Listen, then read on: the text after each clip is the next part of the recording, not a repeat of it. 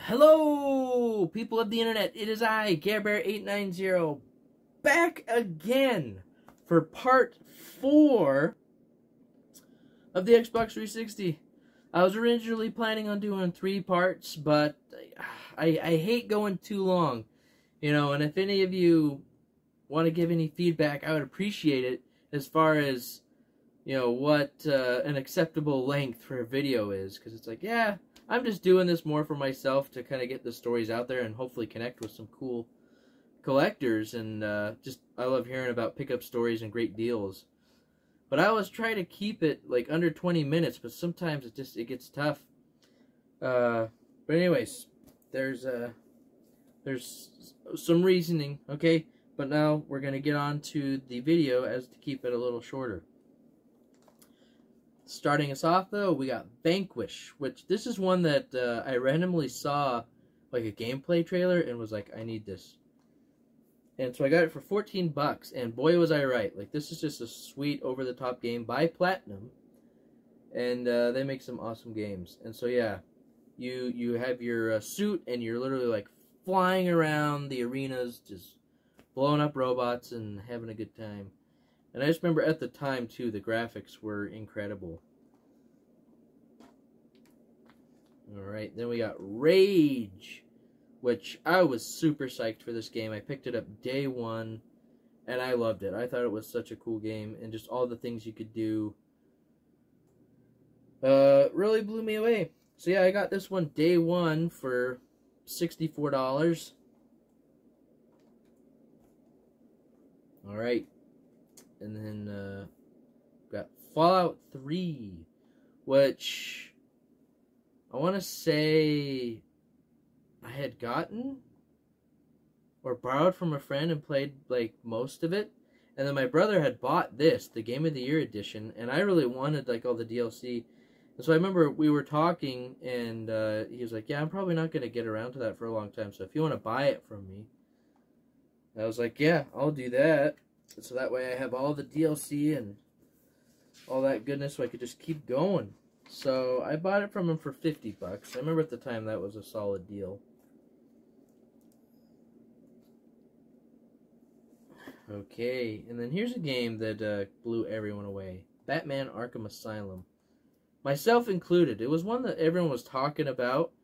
And then once I finally got it and played it, I was like, man, I wish I would have picked this up day one.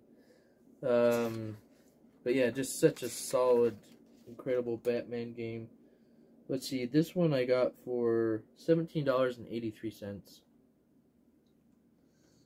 And then, of course, I'm going to be picking up Arkham City, which obviously took it out into the world of Gotham. I got this one for 20 bucks from a friend. And, man, yeah, I just took it to the next level. And then we got Arkham Origins, which was developed by a different studio. And so I feel like that, in part, is why people were like, it wasn't as good. And I'll agree. It wasn't quite as refined, but it was still a really cool and awesome Batman game. And it takes place on Christmas night. So I remember I actually finished it on Christmas night, and I thought that was pretty cool. I don't know why, but anyways, I got this for $18, and it was well worth it.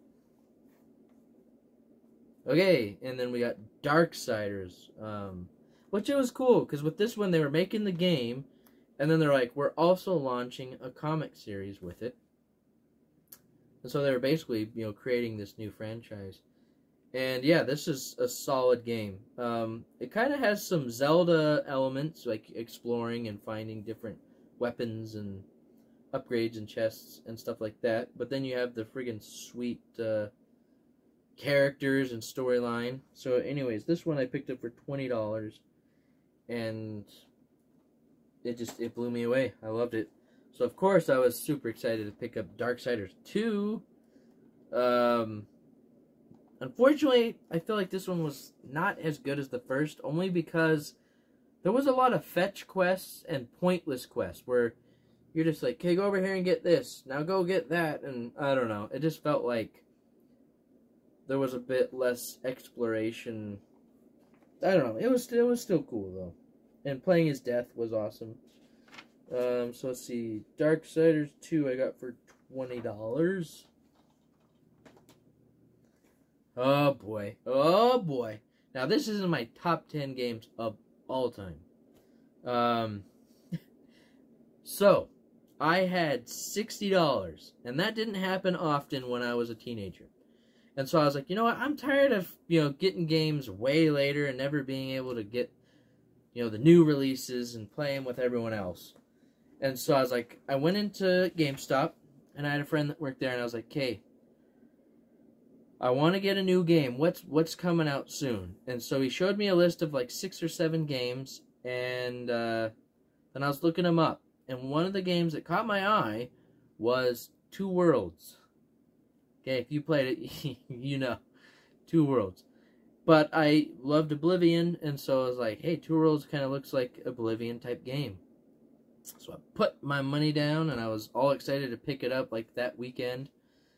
And I was at school on Friday, and he calls me, and he's like, dude, cancel your pre-order for Two Worlds. Don't get it. I'm like, why, dude? Like, I've been waiting all week for this. And he's like, we had, I think it was like 12 pre-orders, and 6 have already returned it and said, like, it is a broken mess. It's a terrible game. And so I was like, okay, fine. Well, what should I get then? And he said, look, this is a new game. It just came out like a couple weeks ago, and it's awesome. And it was BioShock. And I remember I even had my dad pick it up because I couldn't drive at that point. And so he picked it up, and I knew nothing about this game. And once I started going, like, it just blew my mind. Like, the story in this game, I don't think I can adequately, like, do it justice. Like, just how awesome it is to me, and just the world of Rapture and all the lore and all the characters, and I don't know. It was incredible. And it was one where, like, I beat it, and then I immediately replayed it, because, of course, I had to save the little sisters, and then the next playthrough I had to harvest all the little sisters, even though I felt terrible. And then I was, like, called up my brother, and, like, dude, play this game. And, yeah, so, BioShock. Because I, of course, picked up the remastered collection, and played through it not too long ago, and it still holds up. Like, it's that good to me. So, $63. And then, BioShock 2, I was going to pick up. And I actually got this as a birthday present from a good friend of mine. Because he knew how much I loved the first one. And I know people are like, BioShock 2. Like, they try to make it the black sheep. You're wrong. You're wrong. Now, I love the first one the best. But BioShock 2 is a worthy successor. And, while the story might not be quite as unique or diverse, it was still solid, and I thought it was really cool playing as Alpha. And just all the new locations you got to explore. So, yeah. BioShock 2. And then, we got BioShock Infinite, which, it's BioShock. So, of course, it's freaking incredible. And it was really cool to be in a new location, go up to Columbia, and be able to play as Booker. And I loved Elizabeth. She was awesome. And the songbird, just, I don't know, everything about the BioShock universe I love. And, so yeah, this one I grabbed for $24. And, actually, I loved it so much that I picked up the BioShock Infinite Ultimate Songbird Edition. I should have got it down off my shelf. If anybody wants to see it, let me know. But you can look up videos. But it's cool because it comes with this incredible statue of Songbird. And just a bunch of little collectibles. But I grabbed that one for $109.19. For a pretty good condition copy. Okay, so, we're past BioShock, okay. Sorry, I get excited. Okay, now we're on to another huge franchise, but this is the biggest Xbox franchise. This is what made Xbox. Of course, I'm talking about Halo. So yeah, Halo 3, incredible game, really cool. and some fond memories. So I remember I was in high school, and my brother was in college, so like neither of us had much money ever. And Halo was coming out, Halo 3, and he had gotten it pre-ordered. So anyways, he calls me up the night it's coming out. He's like, "Hey, Halo's coming out tonight." So I put down some money to pre-order, but not the full amount. But I won't be able to, I can't afford to pay the rest. So do you want to go in on it with me, or could you loan me some money? Well, I was broke because I had no notice. And so we're like going around to like all our family members.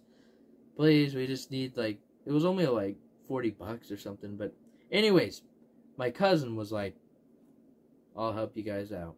And so he gave us the money, and we all went down to the mall. And this was like, the release of this was huge. Because we were at the mall at GameStop, and we had to wait until midnight. And the line, there had to have been hundreds of people there. Or at least well over 100. I could say that for sure. And I just remember they had, obviously, hundreds of copies. Just stacks of Halo 3. And we actually bought the, let's see. I don't know if this is like the collector's edition or a special edition. But anyways, it came in the tin box. So yeah, anyways. Halo 3. So, and then I picked up this one so that we would have 2 copies, because it was $9. So yeah, that's the Halo 3 story. And then we got Halo ODST. This one was different. It was pretty cool though. So I grabbed this one for $5. Kind of a different take on Halo. And the same can be said for Halo Wars, which is actually a real-time strategy game. And it's pretty cool, actually.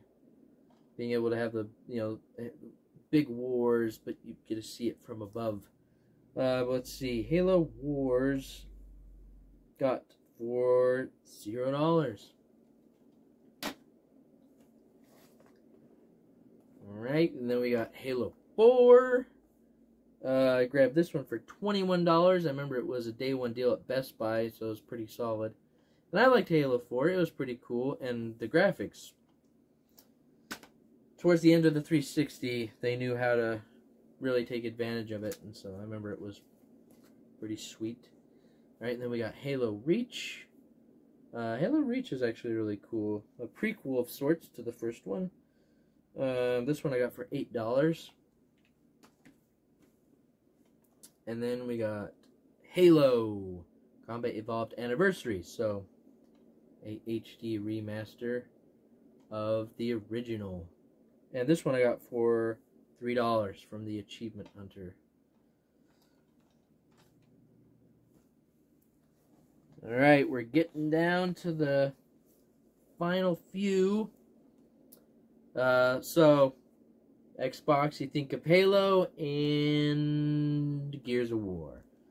So this is one that I rented from Hollywood Video. Played it for the 2 or 3 days that I had the rental. Dropped it off, drove down to GameStop, and just bought it. Because it was so freaking cool and blew my mind. And I remember this one was one that I told my brother, I'm like, "Dude, you gotta play Gears of War."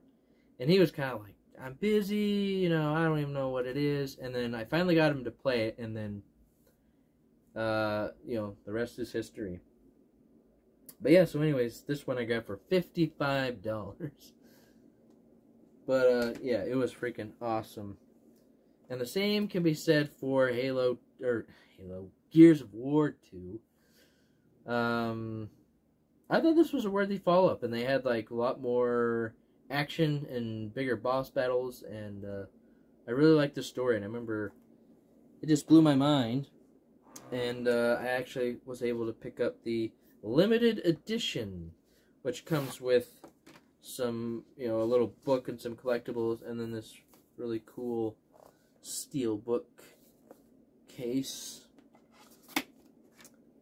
But yeah, so I bought Gears of War 2 for $20. And then I got Gears of War 3 on Black Friday for $5. And yeah, I thought the story was solid in this one, and I thought the locations were also really cool. And then, of course, Gears of War Judgment.